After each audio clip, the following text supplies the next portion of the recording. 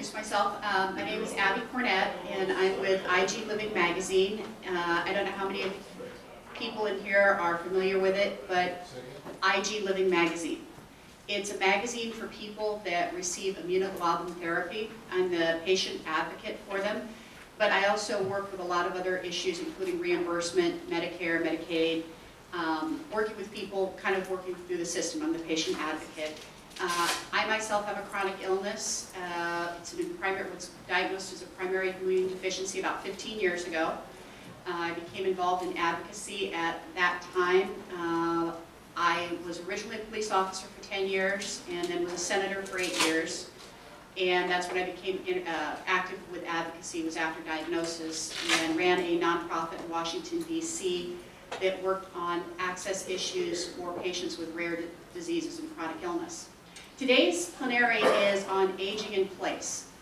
And how we came about with this topic is I was talking with Linda, and I did an article, which will be coming up shortly, on chronic illness and transitioning to elder care or nursing. The thing that we found in recent years, and it's a recent phenomenon, is people with chronic illness are living long enough that now they have to worry about elder care and transitioning to nursing or aging in place. It's really good news. In the past, people with chronic illnesses didn't live long enough where this was an issue. The thing that we found is technology, or maybe not technology, but the system's still a little behind. Not everyone's ready for people with chronic illnesses to age into senior care, because people with chronic illnesses that aren't related to geriatric issues have special needs that have not been addressed up until now. But as I was talking to Linda, one of the primary things that interests people with chronic illness is, how do I pay for this as I age? So, I don't have a little clicker, so I'm just going to stand by my computer. What is aging in place? A lot of people don't even know what the term means. Aging in place means that you can stay in your home or the residence of your choice and receive the services that you need at home. This is beneficial to everyone. Why do you want to age in place? Well, first of all, aging in place is cheaper. It's about 1/3 the cost per day or month to age in your home versus nursing care. But more importantly than the money, a lot of people are very concerned about the personal and social aspects. You want to age in place because people want to remain in their own homes. It's where they're comfortable. It's a familiar environment.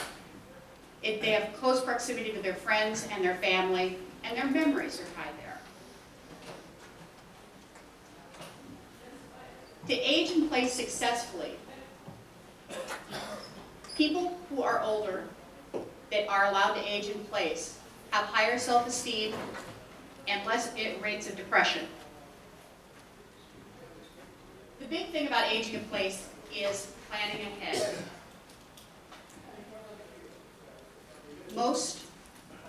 Not most, but 21% of people 65 to 74 years of age own their own homes outright. That means that they don't have a mortgage, they're not making a house payment, and 18% of those 74 to 85 own their homes outright. This is a tremendous advantage for people.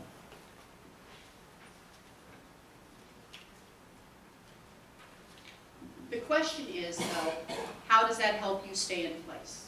And that's one of the things we're going to cover today. The first thing is, the first thing I want to just bring up, when we fail to plan, we plan to fail. Everyone needs to start planning as soon as they can to transition to senior care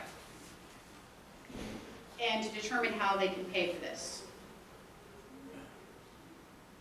Oops, we skipped a couple there. Hold on.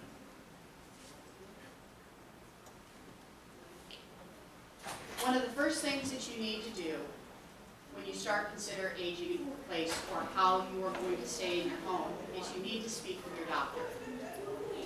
Now, why this is so important is how you set up a plan financially to remain in place depends on the level of care you're going to need and how that care is going to continue to increase over your lifespan. A lot of people, when they first transition into start needing help in the home, only need small amounts of help. As time goes on, that increases. Your physician has to be included in the discussion before you start any plans. And this would happen as soon as possible. Here, one minute.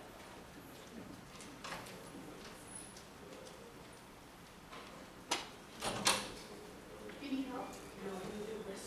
Oh, okay.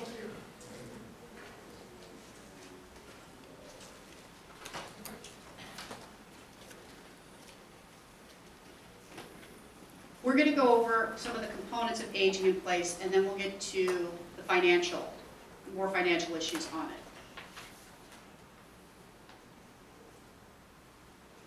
The 5 main components of aging in place that you have to consider when you're planning is housing, medical needs, financial needs, social needs, and technology.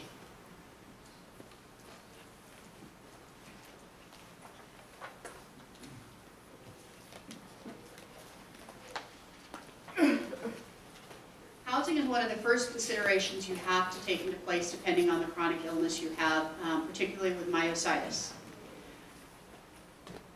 You need to look at how your home is going to need to be remodeled, or whether you're going to need to purchase a home that is handicap accessible.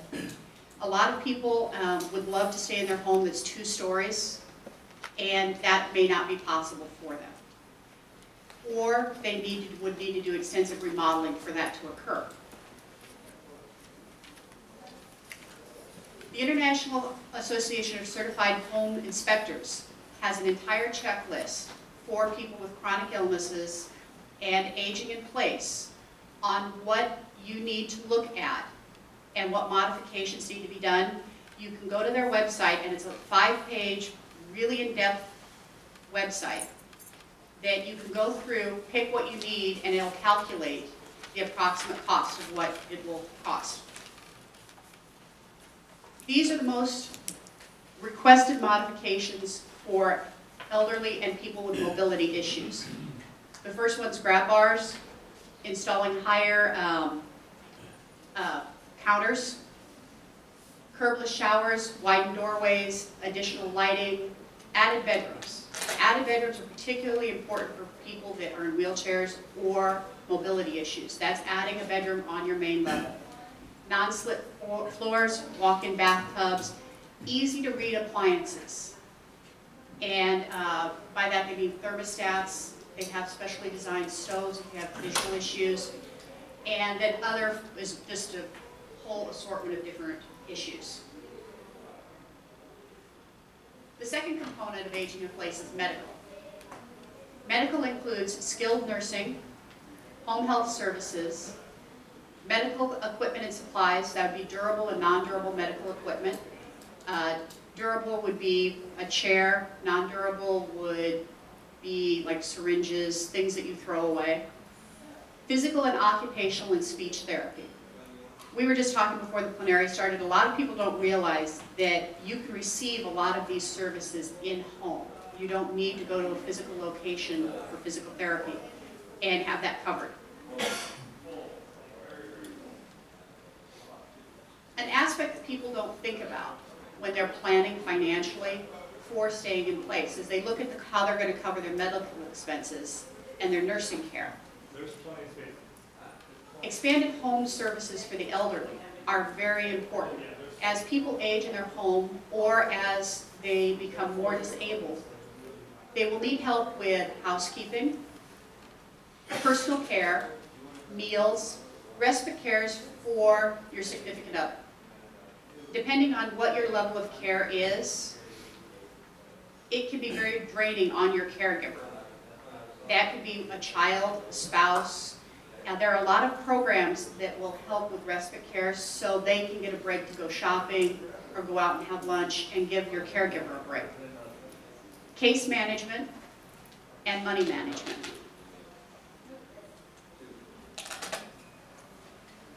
The financial aspects of aging in place, we're going to get into those, but I thought this was a really interesting infographic. I grabbed it. It shows, you can't really see it as well on the screen, but it's an elderly person sitting on their money. And money comes in a lot of different forms. People think that it's only what they have in their savings accounts, but we can look at we're going to look at assets and how you can utilize your assets to remain in your house. One of the most important things for a person with a chronic illness or elderly is finding someone they can trust to help them with their finances. This is a personal story. My mother became blind. She had been very, very active. She was in politics. She didn't want anyone to know that she was not self-sufficient. And she hired a caregiver that she thought she could trust. The caregiver was having her sign checks for her bills. They were actually checks for $500 a piece every month or every week to the caregiver on top of the bills until all of her savings was drained. And she would not give me power of attorney because she wanted to be independent. A lot of people want to be independent of their children. They don't want to feel like they're a burden to their children. I'm going to tell you from personal experience, it turned out to be a way bigger burden by not having me sign the checks. And I'm not saying include your children if you don't want to or you're not comfortable or a family member, but find an attorney, find someone you trust to help you pay your bills.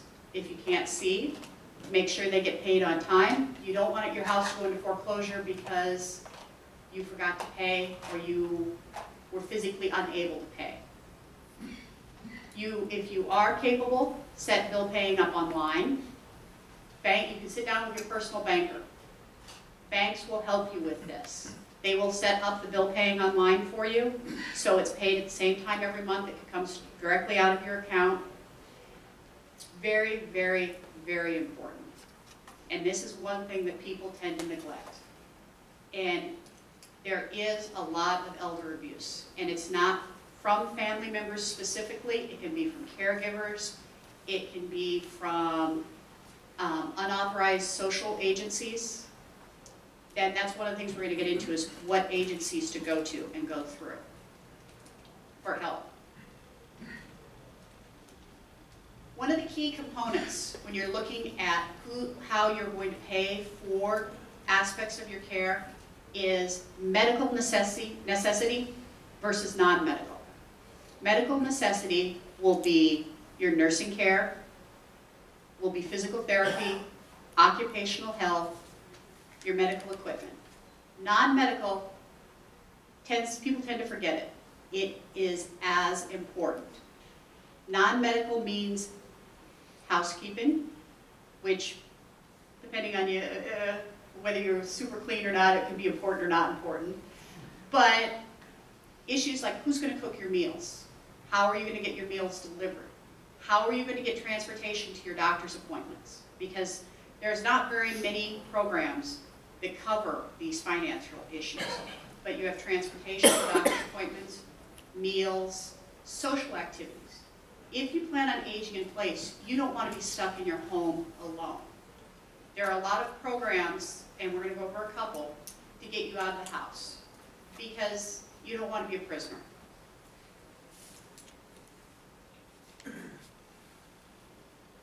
For medically necessary home health care is likely to be covered by a combination of payment options in the home. Medicare will pay for a percentage, and we'll go over that if you're having a particular incident. Medicaid, Medigap, private insurance. Non-medical home care provided by unskilled caregivers in the past was typically paid out of pocket. So if you wanted someone to come in and help you with meals or housekeeping, that was paid for out of your pocket. Thankfully, in a lot of ways, that's changing. Just as if you want to remodel your home, it was always out of pocket. There are programs now to help with that. First, we're going to cover Medicare. Medicare covers a variety of health services that you can get in the privacy of your own home. These include the skilled nursing, physical therapy, speech and language, pathology, services, occupational health. This used to be only available at doctor's offices and in hospitals. The government has recognized that they can provide these services. It's cheaper for everyone if a person can remain in their home. Eligibility for Medicare services in the home. To receive these services, there's set criteria. You have to be under a doctor's care to receive the services. It has to be under an established plan of care. So if you needed physical therapy, the doctor has to have an established plan of what type of physical therapy you need and for how long. It has to be regularly reviewed by your physician.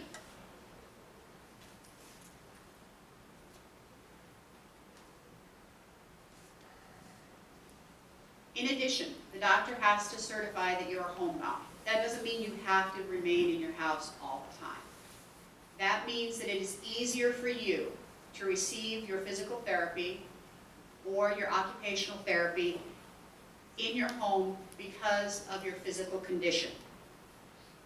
That if you have to use a walker or a wheelchair to leave the house, or you have to have special transportation to get to your physical therapy, or you have to call someone to help you get there, those are all considerations whether Medicare will pay for in-home, and that will be covered under the plan with the doctor. Go ahead. What if you have an able-bodied caregiver that lives in your home? That would be up to you and your doctor. It depends on what level of needs you have.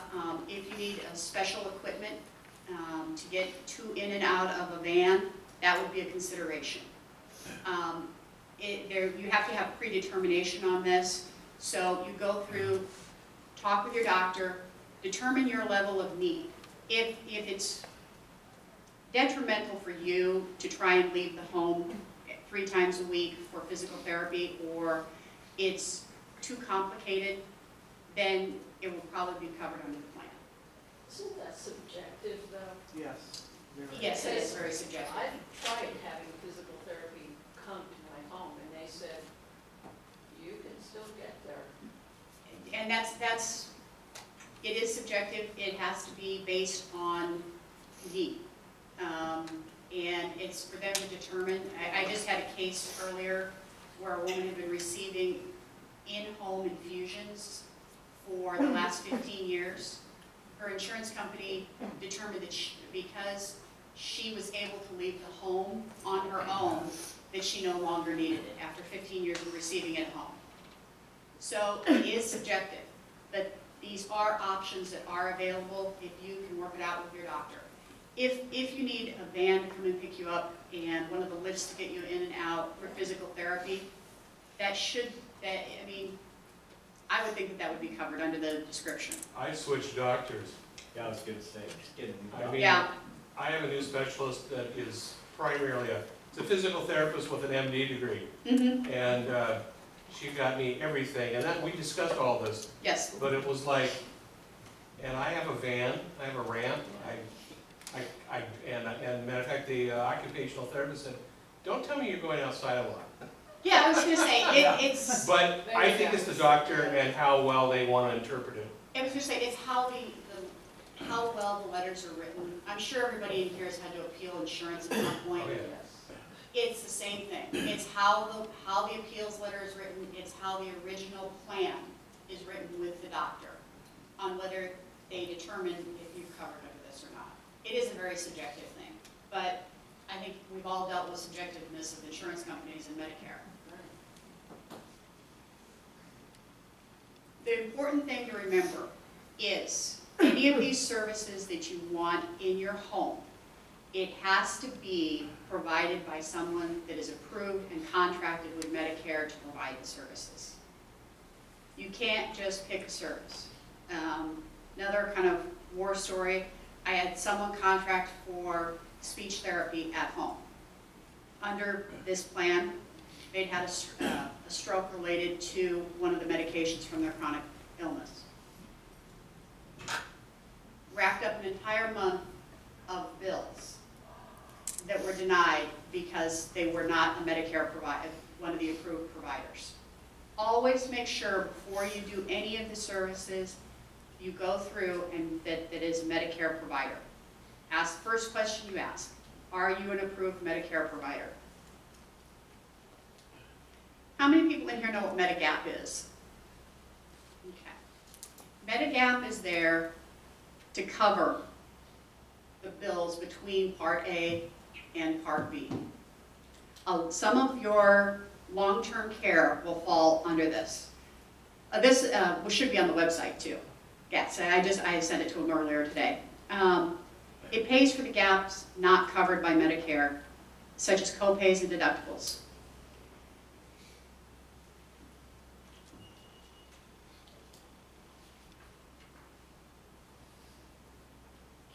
One thing I want to touch, well, I'll go back to that. Let's see.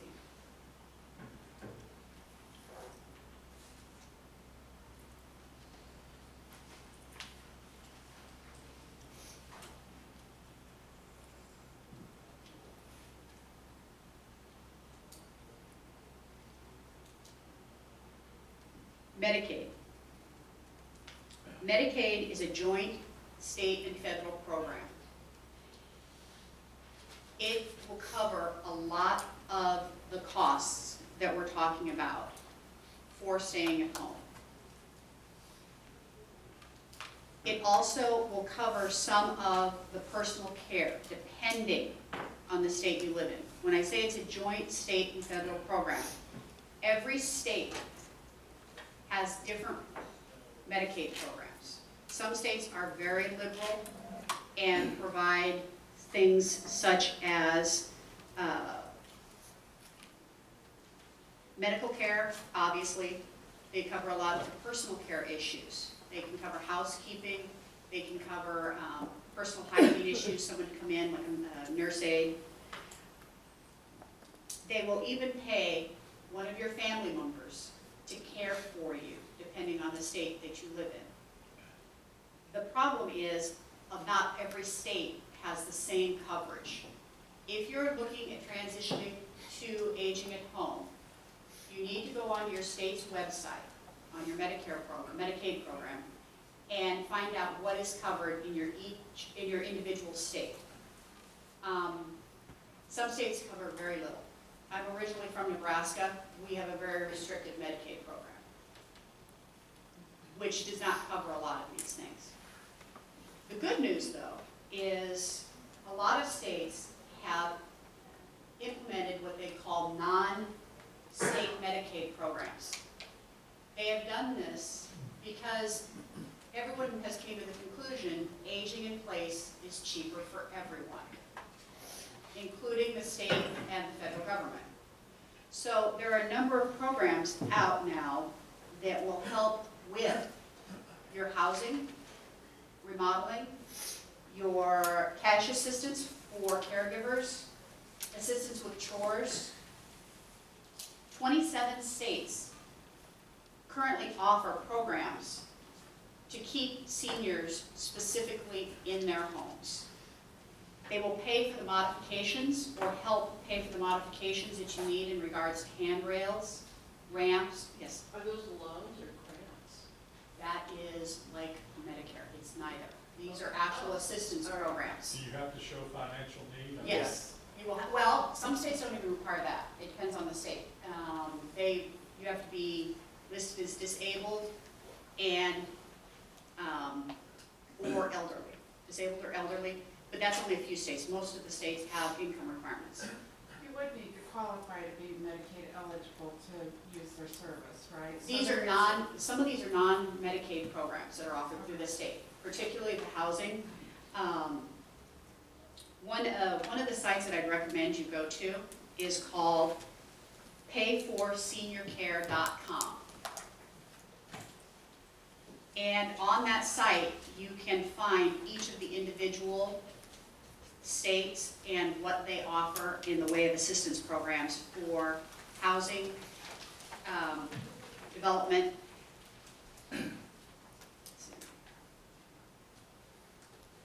The other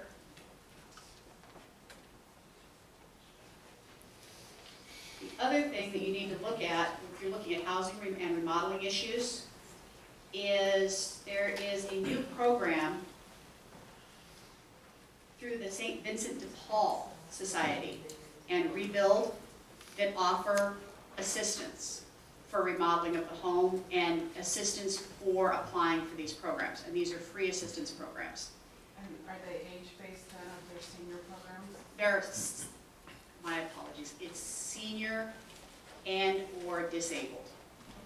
So that's where it comes into play. This presentation was assuming that you all have myositis or a chronic illness, how you transition to that elderly stage. But most of these things also apply for disabled only. So you could be in your 40s and apply for a housing grant to help you remodel your home. Okay, thank you. We're going to get into some of the ways to finance all of this, because that's where it gets a little interesting, because you know you're going to be eligible for Medicare or Medicare Advantage. You're going to have Medicaid in your state if you financially qualify for it. Those are set programs that most people know about. People tend to forget their assets, though, and what they can use. Traditional insurance plans. This is something that if you have a traditional insurance plan or looking at purchasing an insurance plan, read the policy very carefully. A lot of these plans cover in-home care service. We have applications all the time that have plans that will allow for not just nursing services and medical equipment, but will also allow for caregivers. Read your policy, pick a policy that's best for your condition. Long-term care insurance. There's good news and bad news here for that. A lot of people think, oh, I'm going to purchase long-term care insurance. If you're looking at long-term care insurance, you need to purchase it early, before you need it. Most people don't think about it before they need it. And why it's probably not going to be an option for people with myositis is there usually are exclusions for chronic conditions. If you have a chronic condition, most likely you will not be eligible. That doesn't mean you shouldn't purchase it if you have a spouse. Because at some point, your spouse may need coverage too. So, look at long-term care if you're looking at aging in place, but understand it might not cover you. But you, if you are married or you have a significant other, the assumption is you'll want to age in place together. So part of the cost can be covered by the long-term care policy, but you're probably going to be excluded from it.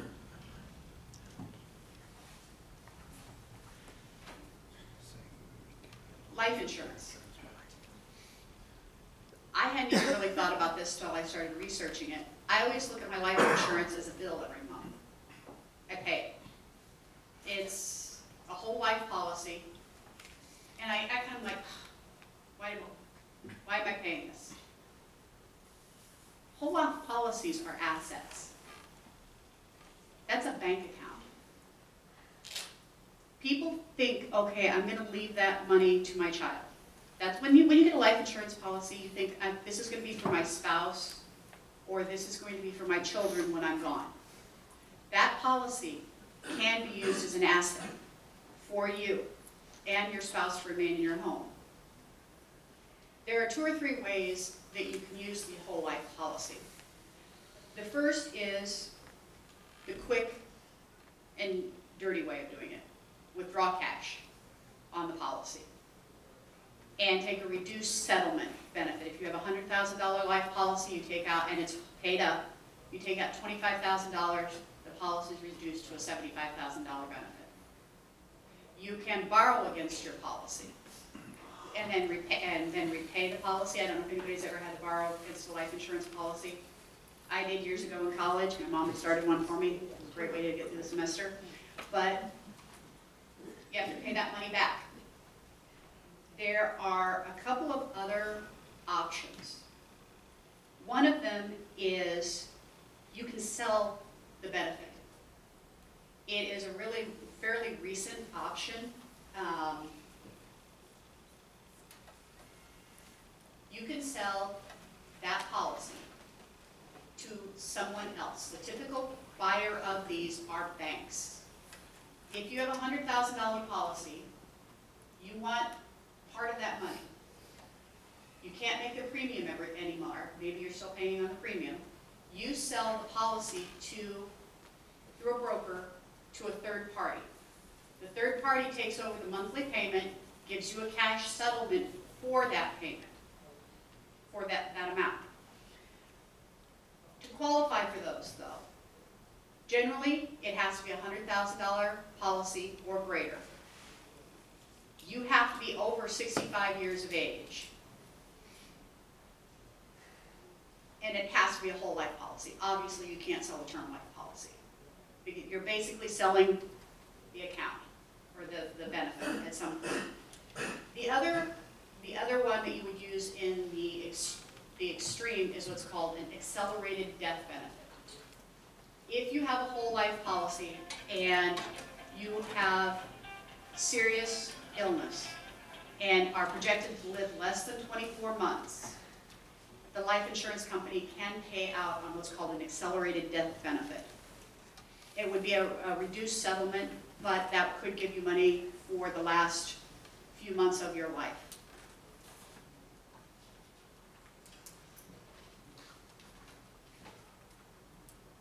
Veterans programs.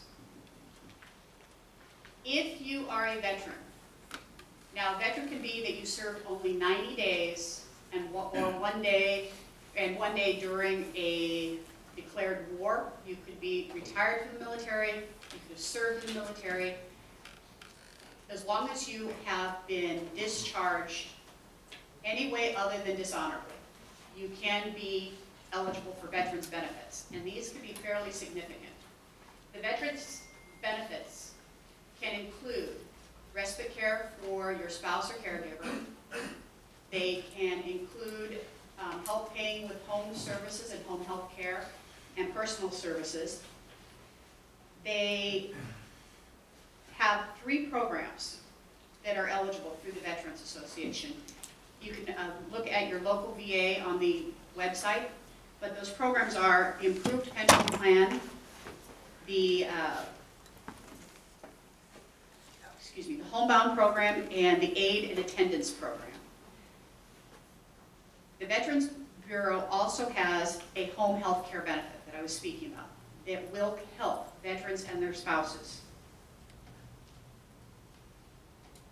If you were a member of the military, your spouse was a member of the military, look into these. These are a very good way to stay in your home, or help stay in your home. Nonprofit assistance. A lot of people overlook nonprofit assistance. One of the programs I was talking about, the St. Vincent de Paul, they help people apply for Social Security disability. They help people get benefits, and they also work with groups like Rebuild to help modify homes. One of the things, if you need modifications to your home, go on your local website for Rebuild, and they do about 10,000 projects around the country every year, and they can help you in your local community.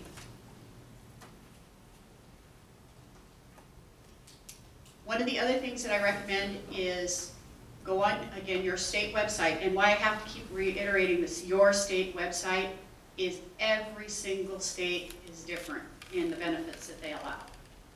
And I was actually surprised at how wide-ranging the benefits are. But you go on to your aging assistance programs, state aging assistance programs for your area. One of the other good, I think I already told you this, the website was I gave you the how to pay for it. Agingcare.com. It's just agingcare.com. Has a list by each state of the community services available.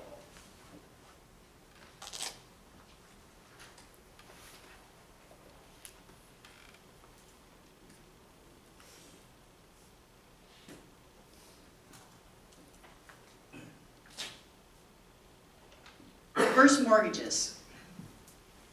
One of the first statistics I talked to you about was how many people that over 65 own their home outright. That can be a tremendous asset if you want to remain in your home. Many people apply for what's called a reverse mortgage. A reverse mortgage allows you to take money out of the equity you have built up in your home, and you do not have to make a monthly payment on that. It's not like a house payment. We'll just use round numbers. If you own a house that's worth $100,000 and you take out $50,000, that is $50,000 that you can use at that time for your medical care. When you die, the house can still be left to your heirs. They have the choice of refinancing it and paying off that debt, or selling the house and only getting half, whatever is left on the equity with the bank, or keeping the remainder of it. They are very, very good for people that really need or want to stay in their home, but don't have the financial ability to do it. They use their home as an asset. But that money will be taken off the total value of the house upon your death. You do not have to make a payment, though. That's the good thing. You have to be 62 to do that. Yes, this was for aging in place. And then, again, a lot of people are younger that are coming into this meeting, but these are the things that you have to look at ahead of time. And that's one of the things I'm going to cover in a minute. If you are looking at aging in place, there are two things you should look at doing. Finding a certified financial planner. They can help you walk through the financial steps and your individual options based on the assets that you have. What assets that you can utilize for this. Because a lot of the care still is going to come out of pocket. A lot of times you need transportation, won't be covered in your individual state. A lot of times you might want someone to come in and do light cleaning 2 days a week. Depending on your state, that may or may not be covered. I have a question. Yeah. The topic here is that your assets can be used, and a lot of financial services that are offered through state are based on income. So my question is, you said if you own your house outright, and I'm just playing hypothetical, okay? My mom owns her house outright. We inherited, or I inherited it as a house. Now I own it outright. How does that affect me in the future for getting assistance? Most of them are based on your income, not your assets. Okay. So if you are receiving Social Security disability, that's your income. There are states that look at assets also, but you can own your own home. It depends on how much money you're bringing in a month for your care, whether you're eligible or not. And it also depends on if you're SSI, SSDI, or SSI. There's Social Security disability insurance, and there's SSI. In Social Security disability insurance is something that you've paid into all of your life when you work. And it's just like Social Security, you have to pay in so many quarters before you're eligible for it. If you are eligible for Social Security disability, then there are no real there are no asset restrictions at all. And you can still work up to a certain point, but at a certain point, if you don't need the assets or the income, they'll cut it off. Well, on SSDI for the state of California, you can't receive more than $900 a month. And that's what I was going to say, that's individual state requirement. But it should have no asset restriction. You can own your own home with SSDI. You can, but your income. Is what they're going to go off. Correct. Now, SSI is a little bit different. SSI has income and asset restrictions. And that's if you are disabled and have never worked. I don't own my own home, but somewhere down the road, I'm gonna need some help in the future, so. I Well, was actually, curious. my next lecture at 11 covers nothing but SSI and SSDI. Is it- And, no, it's in executive 4. Homestead exemption. Need to hit a button on that. Does anybody here know what a homestead exemption is? Okay. Almost every state has some form of a homestead exemption. There are only 4 states that don't, so it's actually easy to spit those out and just say if you live in there, if you're not, you can tune out here. But Delaware, New Jersey, Pennsylvania, and Rhode Island offer no type of a homestead exemption. Homestead exemptions are the state recognizes, and each state again is different, the need for people to stay in their homes. For the elderly and disabled, homestead exemptions usually have, they're for lower or middle income people, and they will exempt your property taxes up to a percentage or completely based on your need. And that is again for elderly. There is an elderly component and a disabled component for homestead exemption. Some states, the income requirements are surprisingly very high. The state that I'm from, Nebraska, you can own a fairly significant property and still receive a large homestead exemption. But again, this is something you'll need to go to your individual state's website and look at what you qualify for a homestead exemption.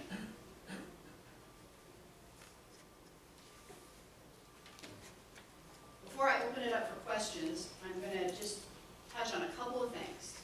One of the most important things on aging in place, besides planning ahead, is be prepared after you've done this for a medical emergency in your home. This has nothing to do with finance, but these are some things that you need to really look at if you're aging in place. 1, make sure whoever is your caregiver in the house knows who your physician is, who your doctors are, who to contact in case of emergency. You need to have an idea of what you want to do with your advance directive, because sometimes you'll become ill enough you can't speak. Whoever is going to be there needs to know what your advance directives are, who your doctor is, who your attorney is. Those are all really kind of important points that people tend to forget. We go over this right here. Discuss with your doctor whether you need an ID bracelet. They have some, and one of the areas that I left off on here is the original presentation was aging in place, and then this presentation was on finances. Aging in place also includes a really new great component, technology. I found this wonderful quote that said, it used to take a village to help with a person. Now that village can be your technology. They have bracelets that are not just the old medical that say I'm allergic to penicillin or I'm allergic to this. They can download all your medical information directly from those and scan them at the hospital. They have your doctor, all your medical conditions. Unfortunately, there's no real way to pay for the technology.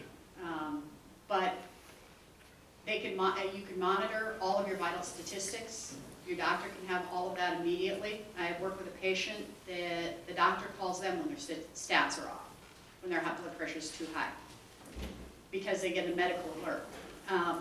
Talk to your doctor about when you're going to age in place in case of emergency. What do you need in the way of a medical record on you? The most important thing is start planning early. You don't want to say, I want to age in place when you already have a crisis. This is something that you need to look at early in regards to home modifications and some of the planning. If you do though, or if you are already elderly, living at home, there are things that you certainly can do. The reverse mortgages, the state assistance programs, the nonprofit assistance programs. The big thing is information. Go on each one of your individual states' sites or cities and type in, I pulled up information on every state that you can't even believe. Type in Nebraska, aging in place, assistance. And it will pull up for you a lot of the programs that you can get to help. There's Meals on Wheels. There are, that'll bring a meal to you every day. There are other assistance programs. With that, are there any questions in regards to financial aspect or what aging in place is? You talked about long-term care insurance. Yes. Okay. And you didn't mention long-term care annuities, which is another way to do that. So in the long-term care annuities, there's no health assessment. You basically buy the annuity. It guarantees you a certain amount of money per year, but it also provides you a certain level of payout and monthly care if you need it at that point. Those There's you have to get really early.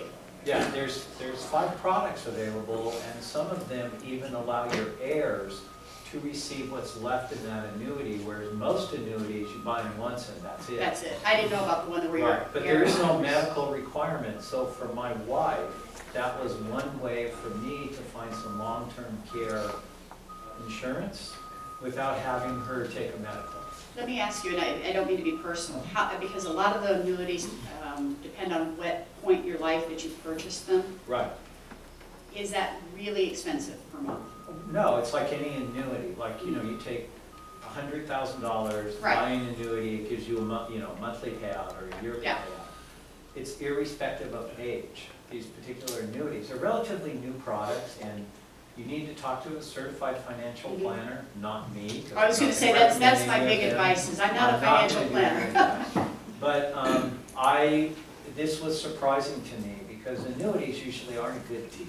In your retirement income, they're really not. But in this particular case, because of the long-term care provision, the guaranteed annual income, even once all of the value of it is gone, and the guaranteed payout in terms of long-term care, there is a limit on it. My particular plan is 10 years. So 10 years of home care, I would run out of, that particular policy.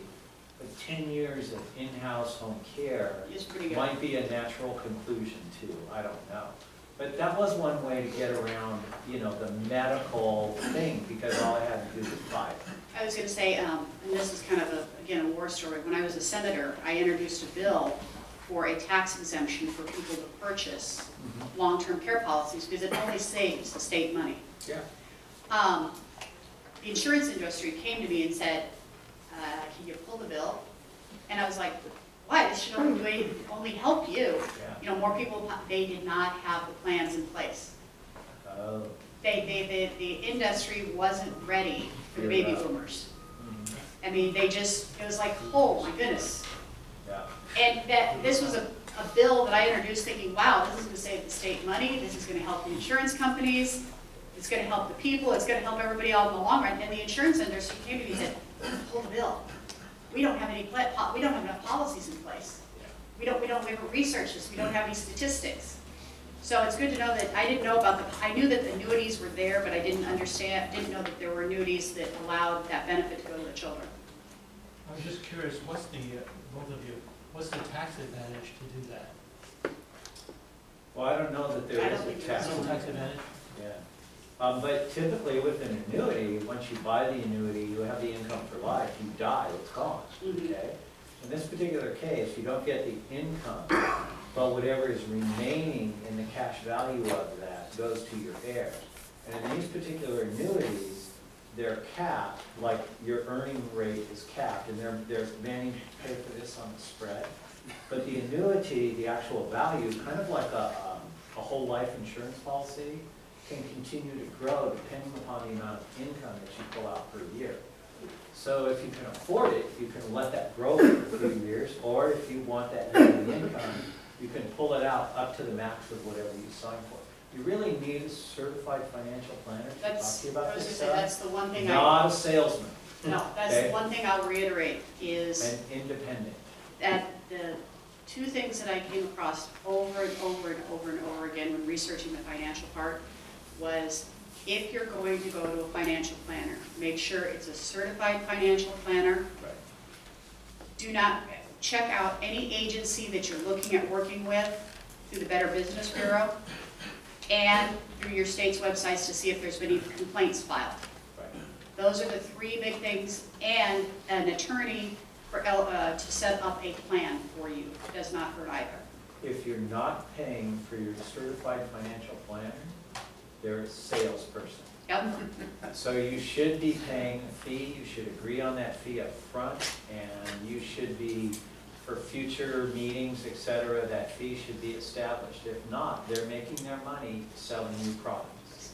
I don't know that that's always true. If you're still employed, your employer might be paying that CFP. Well, that could be true, but I'm So- talking about individual choice. Right, so if you're still employed and you have a group plan, they may be paying that CFP Mhm. Right. fee for you. There's another way to have this certified planner paid for, and a lot of credit unions Yes. that you're a member of, they will hire a certified planner to come in periodically and set up sessions as an independent person, the credit union paying them, and they will give you direct advice for you through that. The one thing though that I failed to mention, and I should, if you're looking at certified planning for aging, there's what's called a CAP, or a CAP certificate.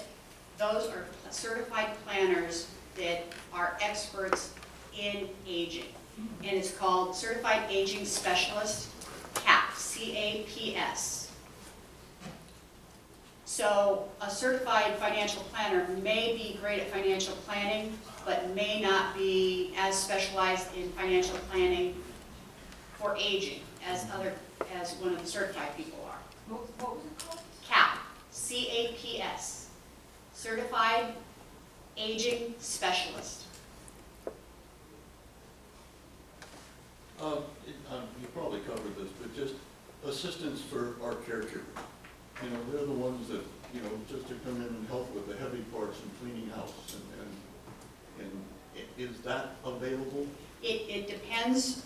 If it is available through your state, it would, if you are you on Medicaid? No, Medi-Cal. Medi-Cal? Medicare, I'm sorry. Medicare. So you do not have, Medicaid offers a lot of those programs.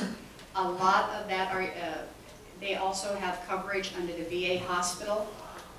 There are some states that do offer programs that are non-Medicaid related. For that, you'd have to look at your individual state to see what's available. Unfortunately, or your individual insurance policy. Unfortunately, a lot of those non-medical expenses are still out of pocket. That's where it becomes a little bit difficult, is care for the caregiver, cleaning assistance, food assistance, and things like that may be, depending on your financial situation, may have to come out of pocket for what state you're in. And they're all based on like your financial situation. Yes. Well, yes. Depending on, some of the insurance programs cover that. But Are you aware of more highly technical monitoring at home? You mentioned. oh, I've got tons of stuff on that. and I have an aging father-in-law, Mhm. and who right now is required to have 24/7 supervision in the home, not medical, but Supervision, yes. companionship, which is very expensive. Yeah, I know, I did that with my $22 mother. an hour in our Yeah. state, and but we're looking as he progresses. He fell, had a slight brain injury, a little blood on the brain, but looking into how can we keep him safe. He doesn't want to, he wants to age at home, and we'd all like to help him do that, except I know there's now the advanced help I've fallen and I can't get up button that actually will monitor if he falls, which is one of our Yes. major concerns. He doesn't, if you fall and hit your head, you can't even get to your button. If you're unconscious, you can't push that button. Correct. It's no good in that case.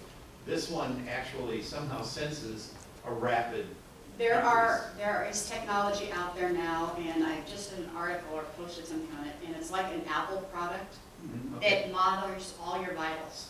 and automatically it'll send out an alert if you're having a problem. There are programs that monitor your heart and Even video yes. monitoring is one of the things that we're looking into too, but I was going to say, the ones that monitor vital statistics and send out an alert when there's a problem are very good.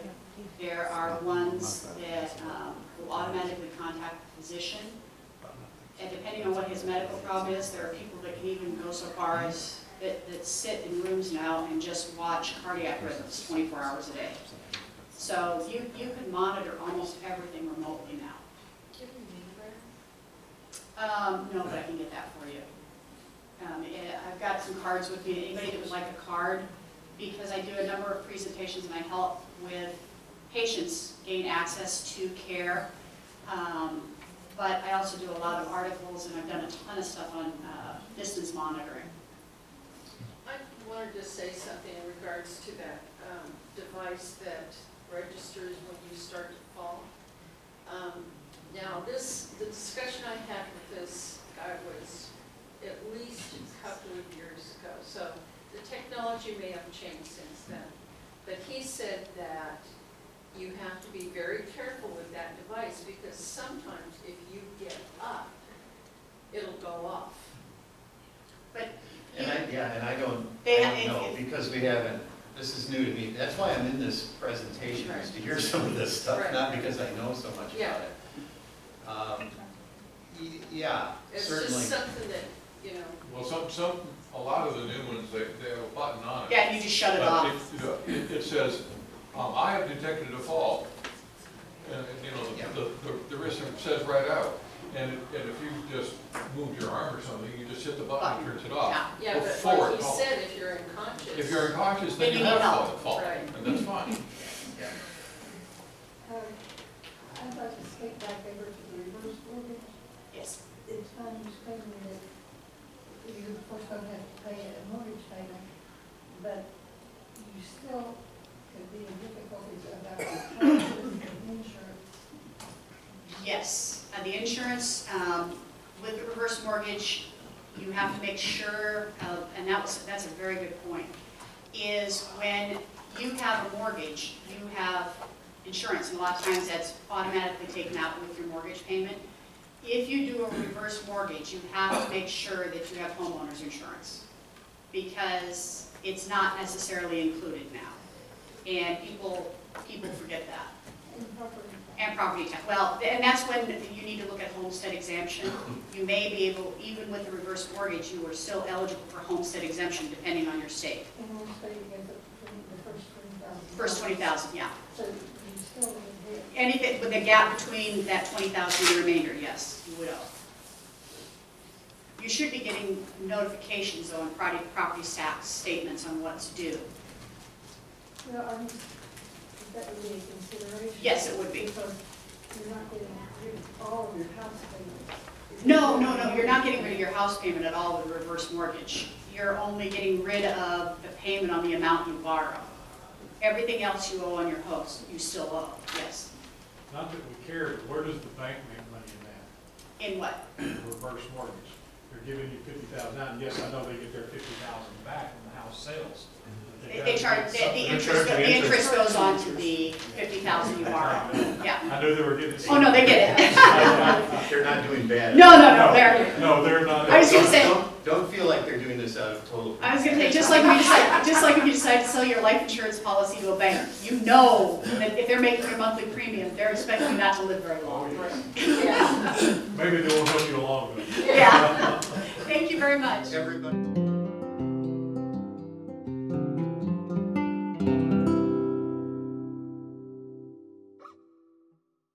My name is Chris Harris. I have dermatomyositis. I was first diagnosed in 2005.